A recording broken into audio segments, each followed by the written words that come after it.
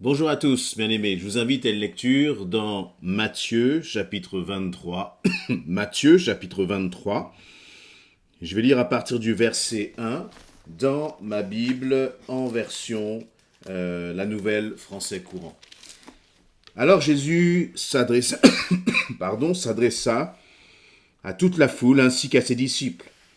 Les spécialistes des Écritures et les pharisiens, dit-il, sont chargés d'expliquer la loi de Moïse. Accomplissez donc ce qu'ils vous disent, mais n'imitez pas leur façon d'agir. Car ils ne mettent pas en pratique ce qu'ils enseignent. Ils attachent de lourds fardeaux, difficiles à porter, et les mettent sur les épaules des autres, mais eux-mêmes refusent de bouger un doigt pour les aider à déplacer ces fardeaux. Ces chefs religieux accomplissent toutes leurs œuvres pour qu'on les remarque. Ainsi, ils ont sur le front et au bras des étuis particulièrement visibles. Les franges de leurs manteaux sont exceptionnellement larges. Ils aiment les places d'honneur dans les grands repas et les sièges les plus en vue dans les synagogues.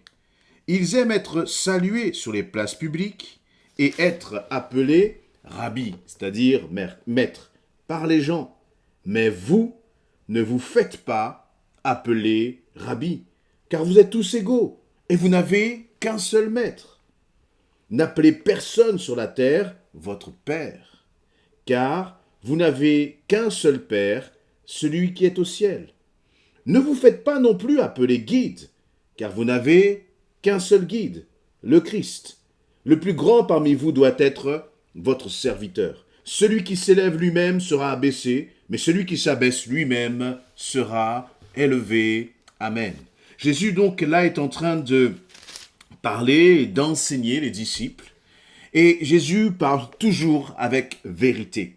Il parle toujours avec franchise. Et Jésus ne s'occupe pas des quand dira-t-on. Il ne s'occupe pas non plus de savoir si celui qui va entendre la parole, parce qu'il est susceptible, eh bien, va être, en colère à cause du fait que Jésus ait prononcé cette parole de vérité. Mais Jésus va, au contraire, parler, comme je le dis, toujours avec vérité. Et la première chose qu'il va faire, c'est qu'il va mettre en garde le peuple de Dieu. Il va mettre en garde les disciples. Et il va les mettre en garde vis-à-vis de ceux qui vont chercher des places d'honneur. Des responsables religieux notamment. Et lorsque l'on parle de responsables religieux, on pourrait parler de pasteurs, on pourrait parler d'anciens, on pourrait parler de personnes qui ont des ministères de prophètes, d'évangélistes ou de je ne sais quoi d'autre. Toutes ces choses-là sont des ministères que Dieu place, que Dieu appelle. Mais Dieu ne veut pas que ces ministères puissent utiliser justement l'appel que Dieu a mis dans leur vie pour dominer sur les autres. Pour dominer sur les autres. Dans ce passage-là, Jésus va même dénoncer cela. Et puis il va dire, eh bien, que ces hommes religieux, ils attachent, vous voyez, ils ont des longs habits bien voyants avec des franges, avec des, des versets qui vont être attachés à eux, avec un cordon, vous voyez, sur le bord de leurs vêtements. Mais tout cela, en fait, c'est quelque chose que Dieu lui-même avait institué en parlant à Moïse. Il avait demandé à Moïse que eh bien, les hommes puissent avoir justement ces franges, puissent avoir des versets de la parole sur eux. Et pourquoi faire? Non pas pour qu'ils soient vus des autres, non pas parce qu'ils soient considérés comme étant plus saints que les autres, mais pour qu'ils puissent avoir comme méditer tout le temps la parole de Dieu. Le problème, c'est que parfois nous prenons la parole de Dieu et que cette parole, elle est détournée pour assouvir l'orgueil de l'homme. Et Dieu n'est pas d'accord avec cela. Dieu nous appelle à l'humilité. Dieu nous appelle à être des hommes et des femmes qui ne cherchent pas à briller dans la société. Dieu nous appelle à être des hommes et des femmes qui ne cherchent pas à briller dans l'Église, qui ne cherchent pas à se faire valoir auprès des autres. Quelle que soit la responsabilité que le Seigneur nous confie, c'est pour mettre au service des autres. Et face à ce danger, eh bien Jésus va parler à ses disciples et il va les avertir là-dessus. Et c'est intéressant parce que Jésus va dire aux disciples, ne vous faites pas appeler Père.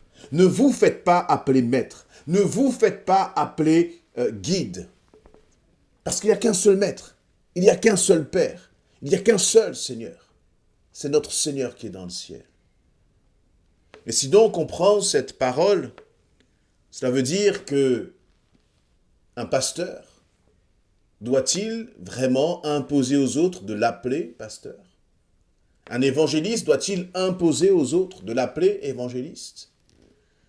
Un prophète, quelqu'un qui a un ministère de prophète, doit-il imposer aux autres d'être appelé prophète un tel? Est-ce que cela ne relève pas d'une forme d'orgueil, pour dire les choses très clairement? Mais je crois que le Seigneur nous appelle au contraire à la simplicité. Si un frère ou une sœur appelle un pasteur pasteur, il n'y a pas de problème dans cela. Mais je crois que le problème est vraiment dans ce que Jésus dit, il va dire, ne vous faites pas appeler maître, ne vous faites pas appeler guide, n'appelez personne sur la terre votre Père. Et pourtant, il y a des religions, des traditions, qui vont instituer le fait qu'un homme va être appelé Père, le Saint-Père même. Est-ce que la Bible est d'accord avec cela? Très clairement, non. Est-ce que la Bible est d'accord avec le fait que dans une église, quelqu'un va imposer un titre et la façon dont on doit l'appeler?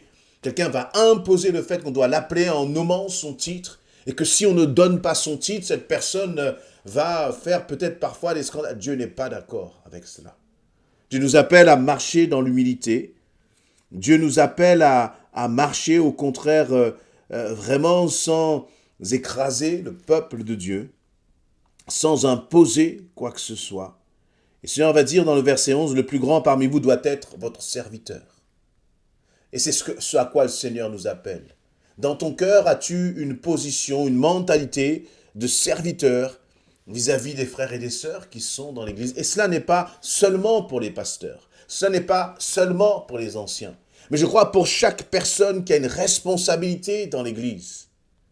Comment est-ce que tu considères la responsabilité que l'on t'a donnée, que l'on t'a confiée? Est-ce que tu réalises que servir Dieu, servir l'Église, c'est un privilège? Servir l'Église, ce n'est pas un droit que tu as ou un dû, mais c'est au contraire un privilège de se mettre à disposition des frères et des sœurs. Et plus nous servons, plus le Seigneur nous bénit, et plus nous devons chercher à nous humilier. Plus nous devons chercher justement non pas à nous élever, mais à nous abaisser encore. Et voyez, pas nous abaisser dans le m'as-tu vu, mais vraiment dans une sincérité de cœur. Plus tu vas être un homme, une femme qui va passer du temps à jeûner. Plus tu vas être un homme, une femme qui va passer du temps dans l'intimité avec le Seigneur, et moins tu devras le dire. Nous ne soyons pas des hommes et des femmes qui passons une annonce à chaque fois que nous jeûnons, mais soyons des hommes et des femmes qui, au contraire, que ces choses-là doivent être dans l'intimité avec notre Seigneur. Tu donnes ta dîme, tu donnes ton offrande, tu bénis les frères et les sœurs, que ça reste entre toi et le Seigneur. Parce que sinon, il y a un risque d'orgueil. Il y a un risque justement même que nous cherchions la récompense qui vient des hommes. Et je crois que cette parole de Jésus aux disciples, elle est encore plus d'actualité aujourd'hui dans ce monde, dans cette société où tout est du m'as-tu vu, tout est du bling-bling, tout est du tape à l'œil. Et l'Église est impressionnée parfois par le tape à l'œil. Mais si tu es enfant de Dieu, pense à quel point Jésus était un homme de simplicité. Celui qui était roi des rois, seigneur des seigneurs.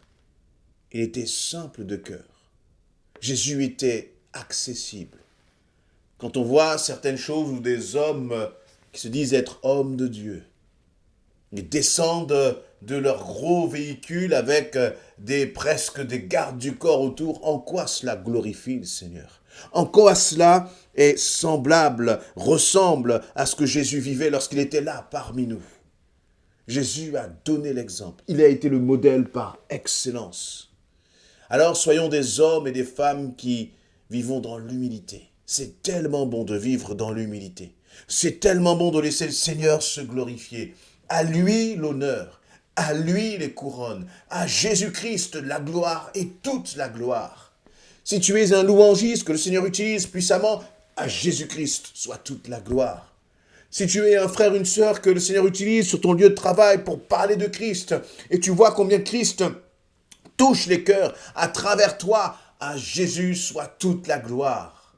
Et nous restons chacun à notre place, c'est-à-dire des serviteurs inutiles. Parce que tout n'est que par grâce. Et je crois que l'Église doit apprendre aussi à se protéger d'hommes, de ministères qui voudraient écraser le peuple, qui voudraient imposer au peuple, qui voudraient qu'on les élève. Dieu n'est pas d'accord avec cela. À tel point que Jésus va clairement dénoncer cela dans ce passage de Matthieu 23. Et nous aussi, nous devons être une église, un peuple qui marche dans la vérité. Et qui dit clairement, Dieu n'est pas d'accord avec ce comportement. Je crois que c'est important. L'église n'a pas à se laisser imposer et dévorer par des loups ravisseurs. Mais l'église doit au contraire dénoncer tout comportement qui ne glorifie pas le Seigneur.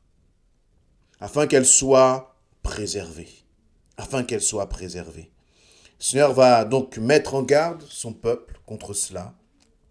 Et nous aussi ne soyons pas de ces hommes qui cherchent des places d'honneur, de ces femmes qui cherchent des places d'honneur. Ne cherchons pas à être reconnus des hommes, vus par les hommes. Ne cherchons pas à être loués par les hommes.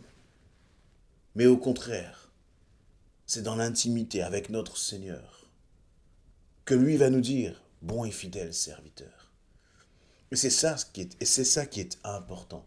C'est important de s'encourager les uns les autres dans notre marche avec Christ, dans les progrès que nous faisons, mais nous ne devons pas chercher ces encouragements. Nous devons chercher les encouragements qui viennent de notre Seigneur. Parce qu'à lui seul revient la gloire dans tout ce que nous ferons, dans tout ce que nous faisons. Plus tu vas passer du temps dans l'intimité avec le Seigneur, et plus tu vas voir que le Seigneur va t'utiliser. Et plus le Seigneur va t'utiliser, et plus tu vas devoir chercher à t'humilier. Pour ne jamais voler la gloire du Seigneur, mais qu'au contraire, toute la gloire revienne à lui et à lui seul. Amen. Alors je terminerai en disant que dans ces temps justement de m'as-tu vu, dans ces temps où on veut paraître, dans ces temps où on essaye d'impressionner avec toutes sortes de vidéos, soyons plutôt des hommes et des femmes qui cherchons la simplicité du cœur de Dieu. Soyons des hommes et des femmes qui ne soyons pas dans une sorte de spectacle, qui ne cherchons pas les spectacles. Combien de fois, lorsqu'on va annoncer la visite d'un prophète dans une église, d'un pasteur à renommée, ce que j'appellerais des têtes d'affiche, alors le peuple de Dieu va courir pour aller voir tel pasteur, tel prophète. Merci Seigneur pour les ministères puissants qu'il a mis au milieu de son peuple. Merci Seigneur pour les prophètes, les évangélistes, les docteurs qu'il a mis au milieu de son peuple. Mais je crois que nous ne devons pas courir après tout cela, mais nous devons simplement chercher le cœur de Dieu. Dans le silence même, parfois, le Seigneur nous parle. Et ne courons pas après du spectaculaire, mais courons simplement après la présence de notre Seigneur. Amen.